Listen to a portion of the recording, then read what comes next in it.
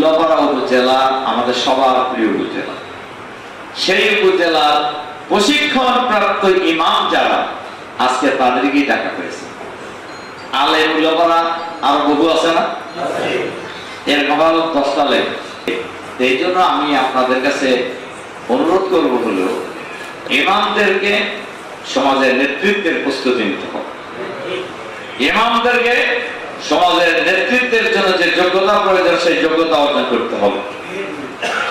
ইমামদেরকে সমাজ পরিচালনার জন্য যে গুণাবলীর প্রয়োজন সেই গুণাবলী অর্জন করতে হবে। ইমামদেরকে সমাজের মানুষের কাছে গ্রহণযোগ্য হওয়ার জন্য আমল, আখলাক, আচার, আচরণ, লেনদেন পরিষ্কার হতে হবে। ইমামদেরকে ইমামতি করার পাশাপাশি সামাজিক কাজে অংশগ্রহণ করা উচিত। ইমামদের সামাজিক কাজ করার বহু সুযোগ আছে। ইমাম ছাড়া কিছু হয়? বলেন হয় কিনা?